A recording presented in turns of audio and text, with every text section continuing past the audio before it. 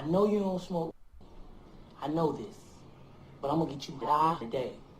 Cause it's Friday, you ain't got no job, and you ain't got shit to do.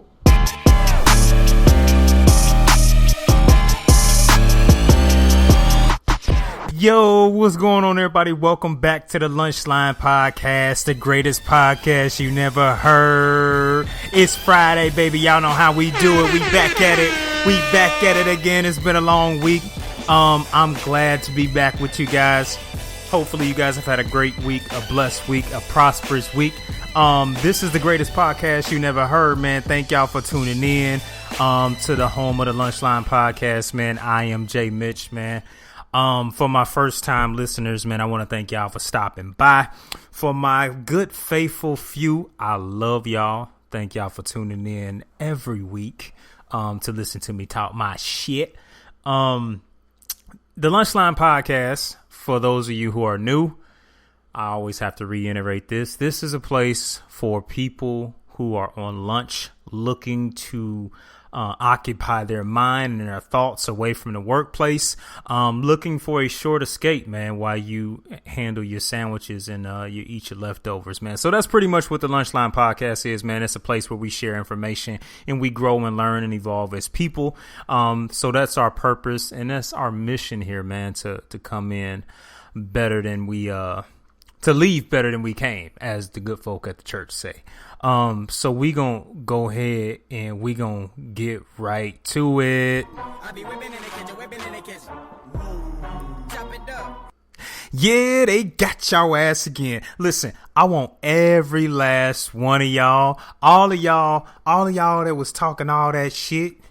Yeah. All of y'all that was campaigning and protesting in the streets, talking about we want Donald Trump out of there to replace him with Joe Biden.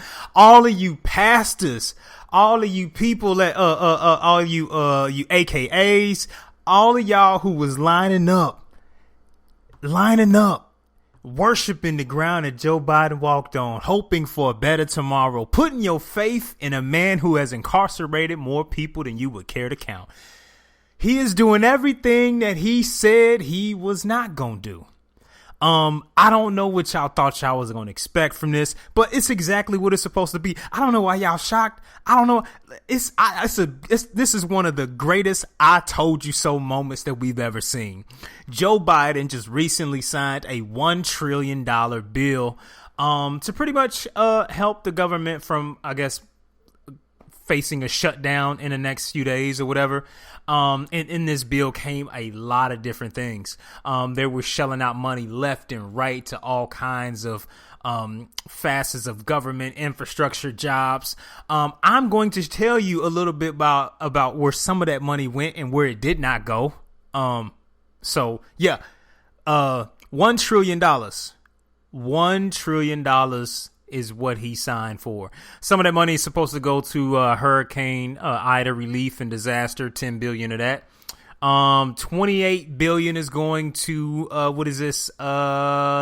legislation and disaster relief from those covered. Okay, so $28.6 billion is going to Hurricane Ida and other natural disasters, forest fires, things like that. $10 billion of that is going to farmers to help cover crop losses from drought and wildfires. That's kind of crazy though, because isn't this the same government that was sending out letters telling people to destroy their crops? Right? Okay, but we're gonna get to that. I know shit just don't add up. It just don't add up. So they're giving out $10 billion to that. Additional $6.3 billion is going to be given to Afghan refugees, for the resettlement of Afghan refugees. People, y'all know y'all see this shit coming. You know what? Don't act like I didn't tell y'all. Don't act like I didn't tell y'all. See, when it comes to voting and when it comes to presidential elections and when it's time for these politicians to run for their seat or to rerun or to try to get elected for another position, they do the same shit every 2 years, every 4 years, they do the same shit. And black people have not caught on to the trend of this shit because black people are being pimped by other black people who are being pimped by politicians. Your pastors who are misleading y'all, telling y'all to vote for these sick bastards. Joe Biden has incarcerated more black people than you would care to count. I ain't just making it up. This is fact. He is responsible for the incarceration of thousands of black men. Thousands of black men. But this is the same guy that we believe that is going to do something for black people when he gets into office. All you people, ski win, you AKAs. Yeah, listen, I love y'all sisters. I'm not, but I got to call y'all out for this. All y'all dancing and jockeying around and celebrating because Kamala, oh, she one of us. Oh, she AKA. She'll never let us down. Ha! Man, listen, y'all got to stop buying into the bullshit. Y'all got to stop buying into the bullshit, man, and use y'all damn head. Yeah, they tell y'all exactly who they are. If you look at their history, they'll tell you who they are. I don't know why y'all expecting anything. I don't know why you guys are expecting anything differently. They are telling you who they are consistently over and over and over and over and over again. It's the same shit. It's the same exact. $6.3 billion. $6.3 billion went to Afghan refugees. These are the people that are coming from a war-torn country. That is, I mean, if you've seen the news, man, it's pretty bad over there. So I understand, and listen, I don't have an ought against the Afghan people. You know what I'm saying? Like, I know they stuff over there is messed up. I'm not, this is for the people that believe that the government and Joe Biden and Kamala Harris, is for y'all. All of y'all that was jockeying and dancing in the street, believing just because she a sister, she gonna have y'all back. She gonna have our back as black people. She don't. You know how much they gave to black people? I'm gonna break down the logistics of the bill when what they did to black people. So they gave $6 billion for the resettlement of Afghan refugees who evacuated the country because of their war with the Taliban and all of this. We all know the U.S. had a hand in fucking shit up over there and all of this, but we're not getting into that. We will.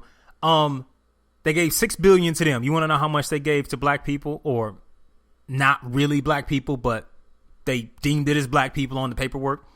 $1 billion. $1 billion to go to neighborhoods divided by highway infrastructures, for the reconstruction of parks and street grids and things like that. So let me break this down for y'all.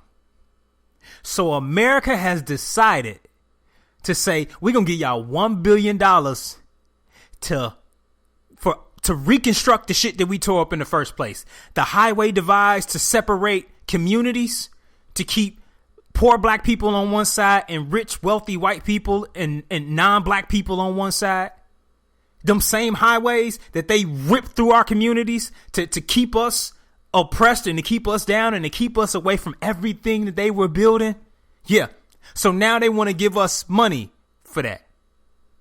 All of a sudden they want to give us, quote unquote, money for that. Now, that, listen, you don't give money to a crackhead and expect him to divvy it up and share it amongst the people.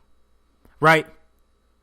Everybody know, if you got an uncle who smoked dope, you ain't giving Uncle Drew no money to say, here, Uncle Drew, here's $10,000. I need you to divvy this amongst the family and make sure everybody get their share.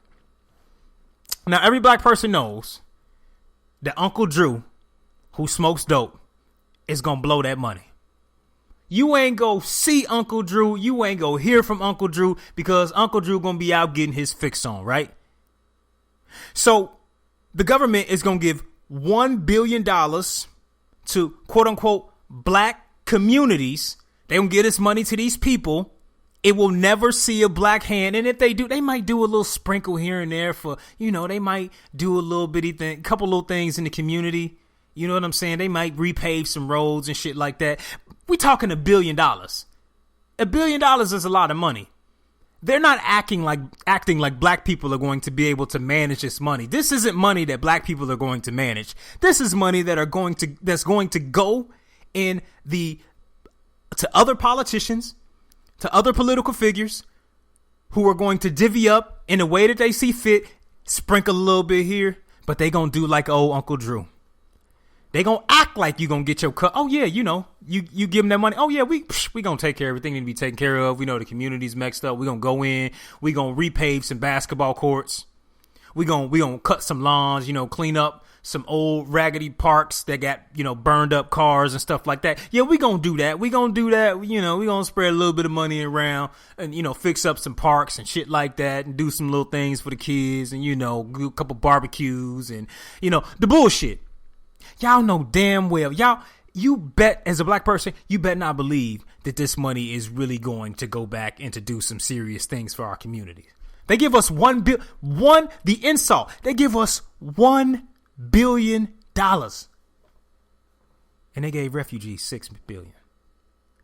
They gave the refugees who have not been here, who have not lived here, who have not had to survive this place, whose ancestors have not had to survive this place, who has been through the brutal, harsh punishment, harsh levels of racism and abuse and just systemic racism and oppression. Nobody has gone through that.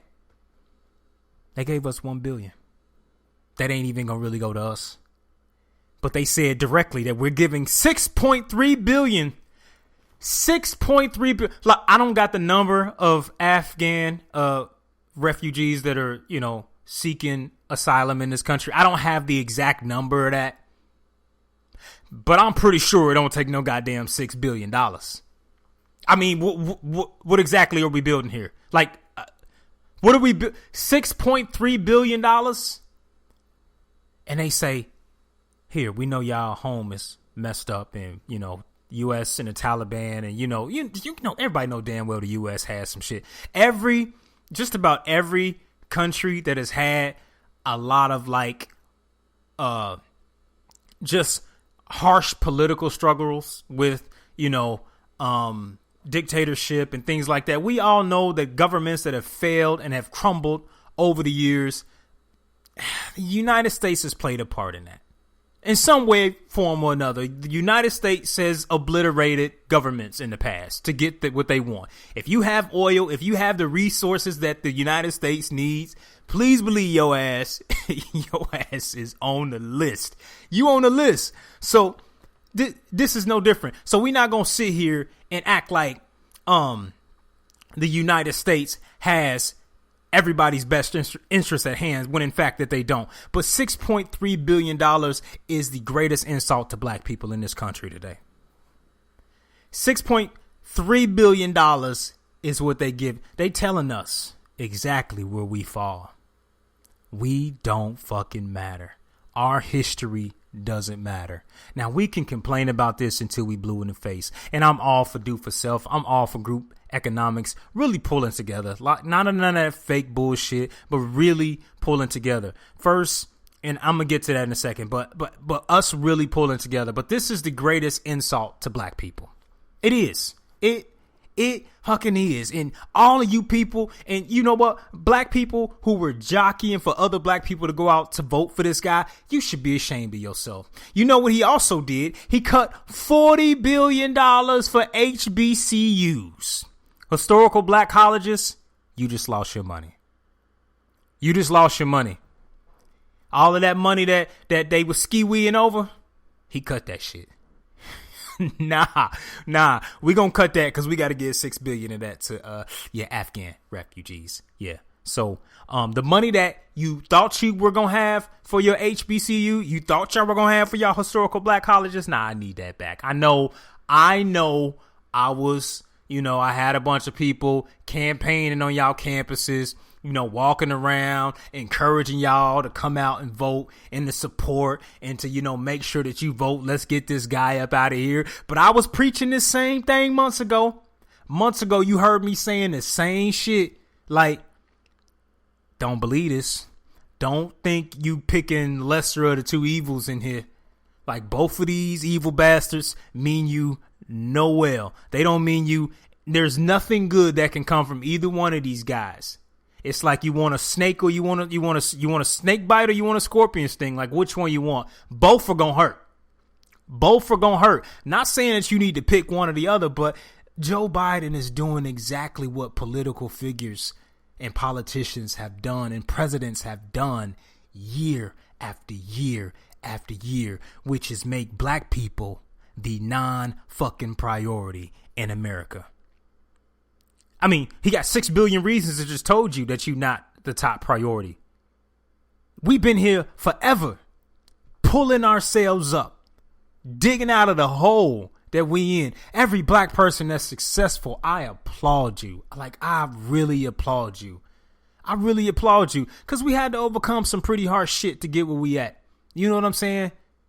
You know, our upbringing, what we face out of the womb is some shit.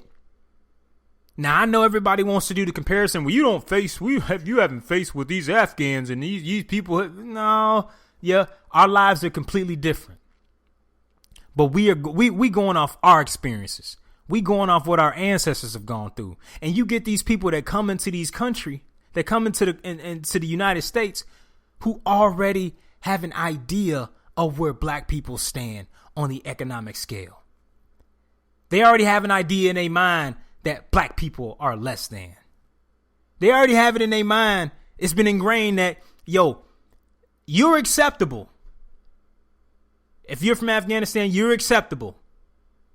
But if you black, if you from Haiti and you trying to get in this border, oh, hell no. We going to round y'all raggedy asses up like some dogs. And we going to push y'all right the hell about. Yeah, we going to evacuate y'all. We going to find a way to get y'all up out of here. Yeah, y'all got to go.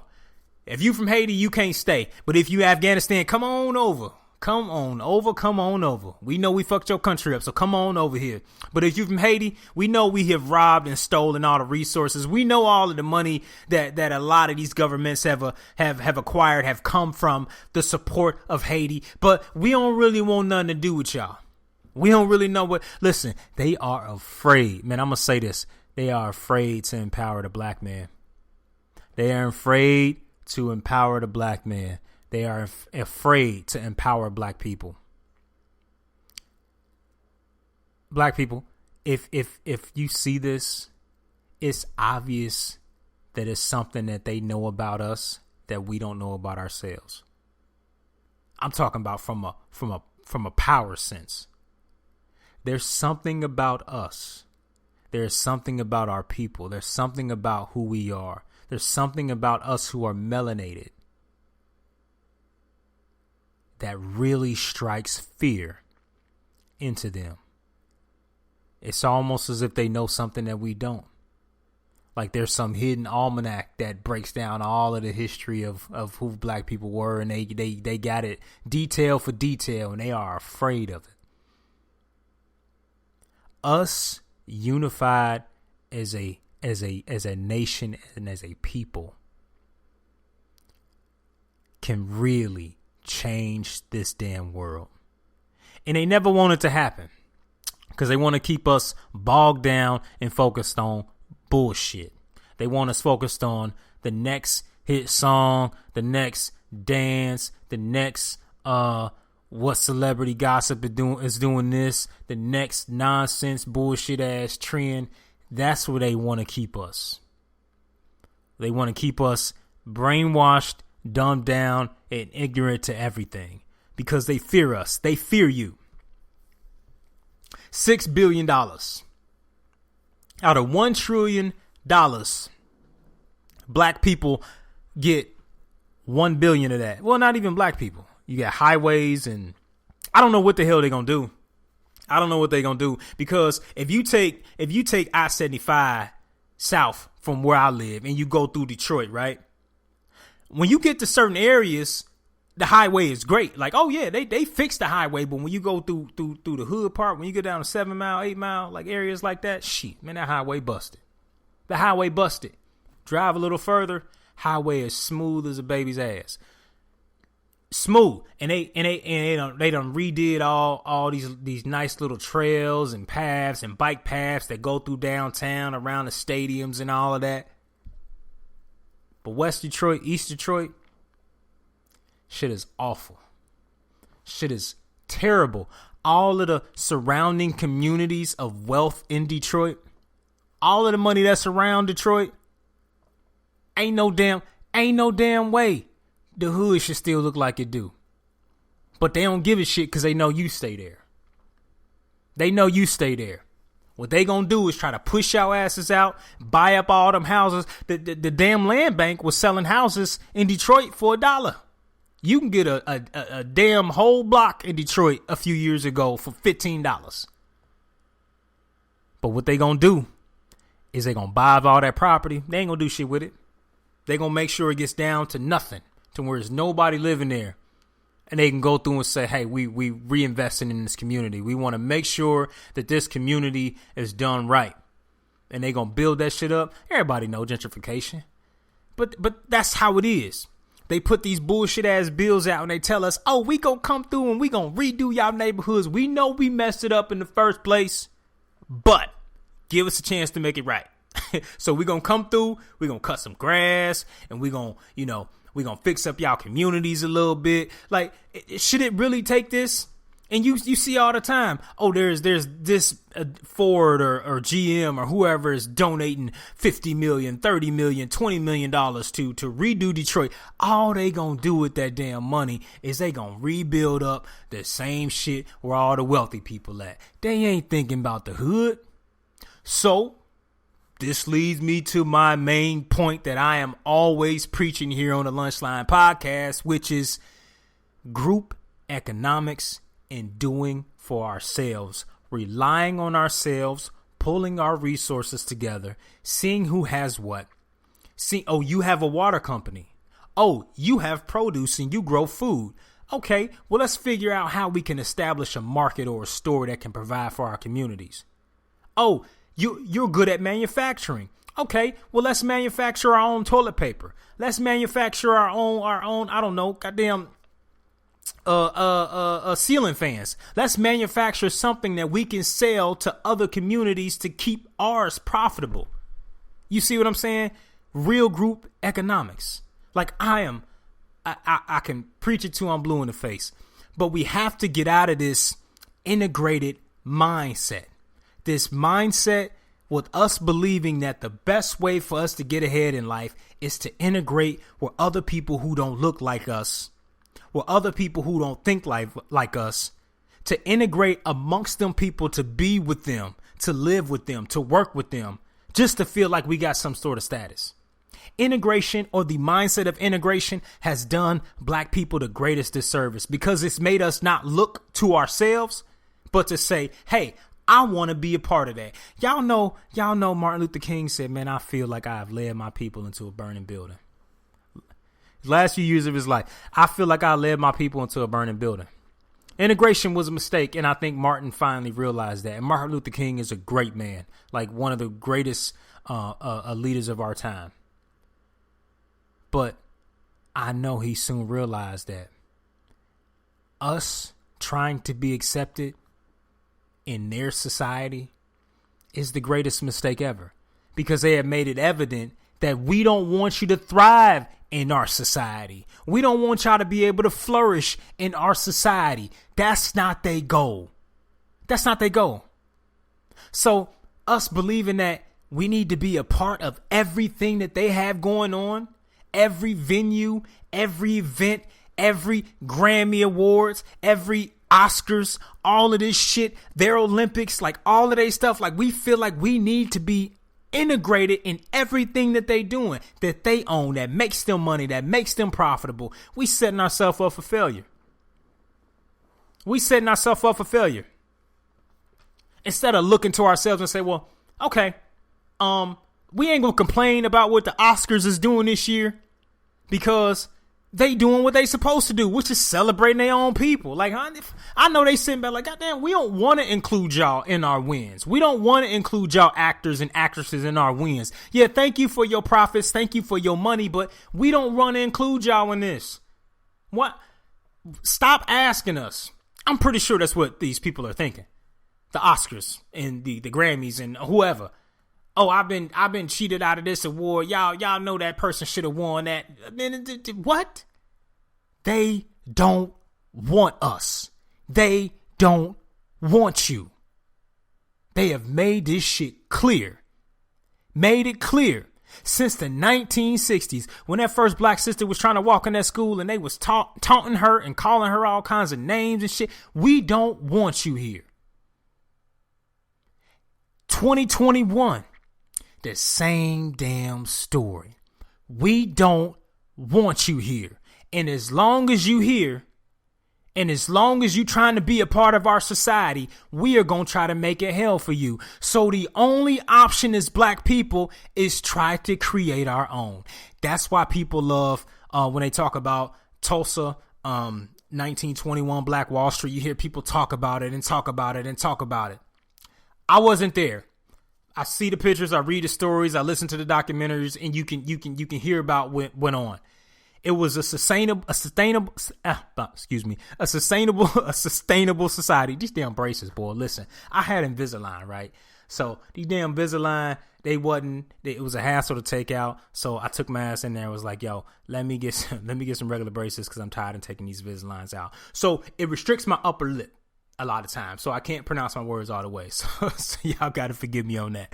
But a sustainable community is what they had in Tulsa, Oklahoma, where they had everything that they needed. They provided for each other. You can walk down the street. You can get everything that you need for your household. You can stop and see the doctor. You can get your shoes fixed. You can get your suit tailored. You can go discuss business. You can go stop at the bank if you want to. You need to go get some groceries. You can do that as well, too. You need a mechanic. We got all of that here. We have all of that here in our sustainable community that we built for ourselves. But we got it in our minds that the best place to live is in the suburbs. Because we want to escape each other and we want to get away from each other. Like, I understand. Like, you got Negroes that you just don't want to deal with because people crazy. But damn it, we got to find a way to re-educate those people. We got to find a way to reconnect and try to reach through to our people. If you get enough people saying the same thing, if you get 10,000, 20,000 people in the community like, bro, this is what this going to be. This is how this community is going to function. We ain't going to have no dope in here. We ain't going to have none of that bullshit. All of our women and all of our girls are going to be protected. We're going to make sure that everybody has what they need. Do you think any single drug dealer or any one little, somebody who moves keys do you really think they going to really have the influence to do what they want? They can't kill all of us. So we have to stop believing. We got to stop believing that us escaping where other black people are and integrating into suburban areas where there are no black people is the best thing to do. It's not. It's not. Integration was the greatest mistake that we could have ever had. Us feeling like we need to be a part of their society when they have done everything to make sure that we're not a part of their society. You have never seen any president come out and say, we are giving $6 billion to descendants of slavery. We want to make sure that these people are properly cared for. The oppression, the years and the 500-year head start that we have had on black society, on black people, and have oppressed them down to the have oppressed them beyond imagination. Anything that you can imagine, black people have been oppressed beyond that. But you ain't never heard them come out and say, we want to take $6 billion and we want to give it to y'all. That's not on their agenda. That's not something that they're trying to do. Joe Biden has made this clear. Ronald Reagan, George Bush, Barack Obama, a lot of your presidents have made this clear. Oh, they'll pass bills. They'll shell money out to Jewish people. Obama's done that on record plenty of times. He's given millions of dollars to survivors of the Holocaust and the families and descendants of the Holocaust survivors and all of that. They've given millions of dollars to them. Y'all didn't know that? Oh yeah, Obama did that. So Black people. Once again, we gotta dig ourselves out of this hole, out of this mindset that us integrating where everybody else is the best thing to do. Instead of looking to ourselves, reestablishing our sense of community and trust, and putting together, reestablishing laws and conduct amongst Black communities back to the roots of we protect each other, we watch out for one another, we don't tolerate no bullshit, we don't tolerate no disrespect for our elders, for our women. We have to get back to this. Now, I know people may think, oh man, this ain't this ain't even possible. That's not even do it, because you got a bunch of Negroes that's gonna try to ruin it, that's gonna try to destroy it. Like, yeah, you gonna have your bad apples. You gonna have the Negroes that ain't gonna want to be a part of it, that's not gonna want to do it. You gonna have those people. But I'm a firm believer that there are more people who want to do right. There are more people who want to come together and see us grow in an economic sense. Reestablishing our code of conduct with each other. There are more people who want to see that than there are more people that are trying to tear us apart and keep us separated.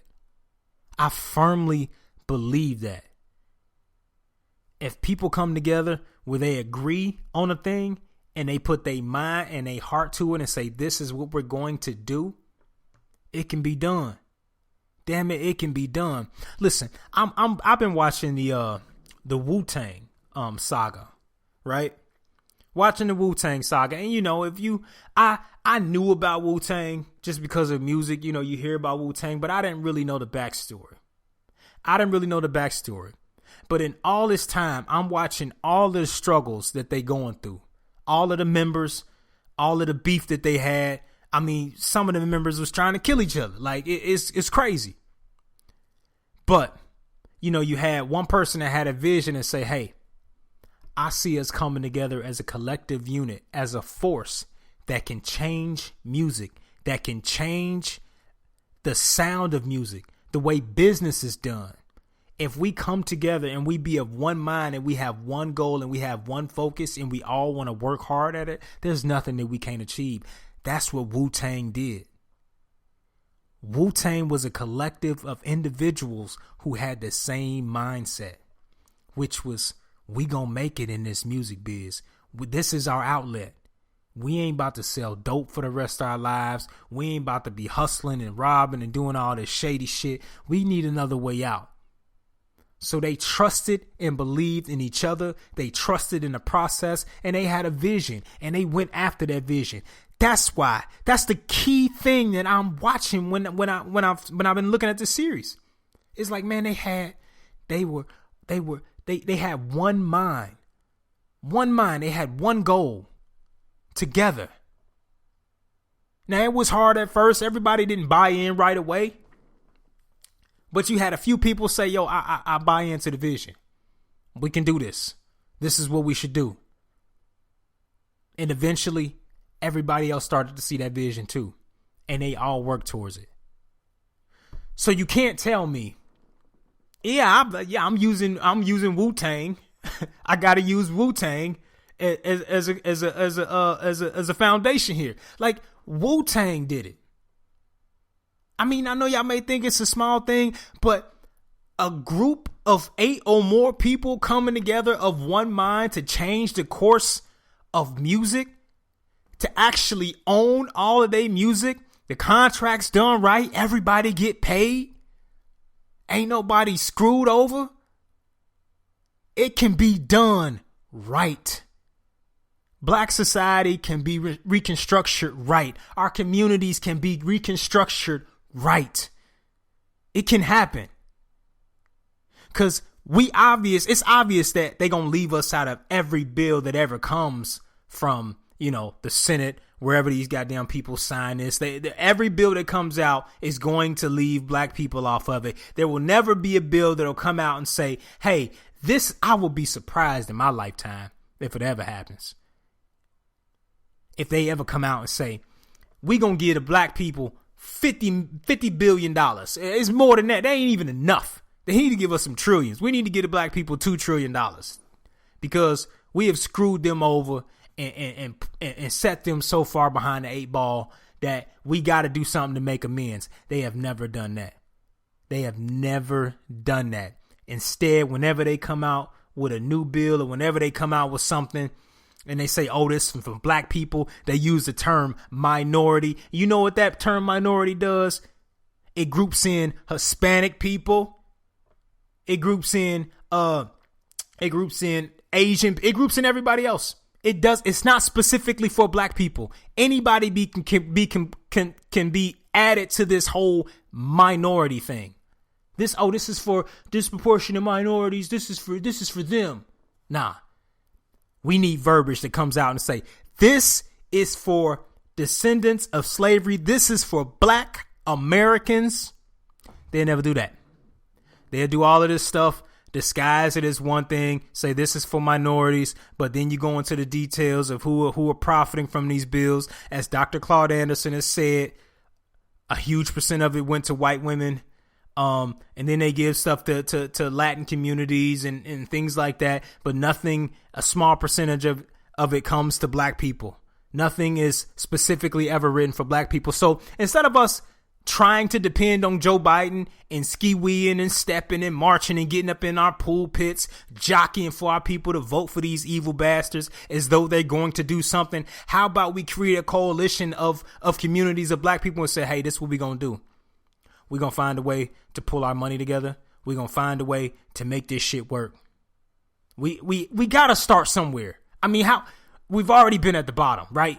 We can only go up from here. Like, we can only go up from here based off of all of the shit that we've been facing. Joe Biden has once again given us 6 billion reasons as to why our asses don't matter. Black people don't matter. Now, I'm not saying we should be dependent on the government or anything like that. I'm saying that we should depend on each other and we should depend on ourselves to really make a change in our communities so we can see a real change in our lifetime. But like I said before, it takes one mind, one vision. It takes a people to say, hey, we all want to do it. How can we do it? What's the blueprint? How can we go about establishing this? Right?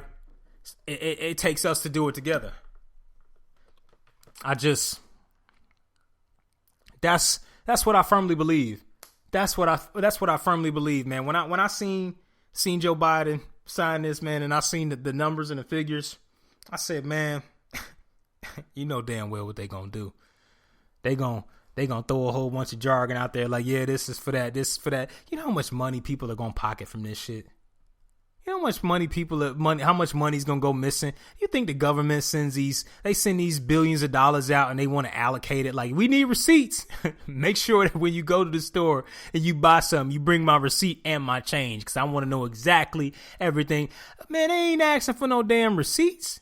This $1 billion going to this quote unquote black neighborhood thing. You think they gonna ask for receipts? They gonna be like, all right, here's $1 billion. We sending 15 million of this state. We sending 15 million to this state, and then you get it to these state officials, and then they divvy it up and say, here's what we need to see fit for it. And they ain't asking for no receipts for this, man. There's no receipts gonna be asked for this.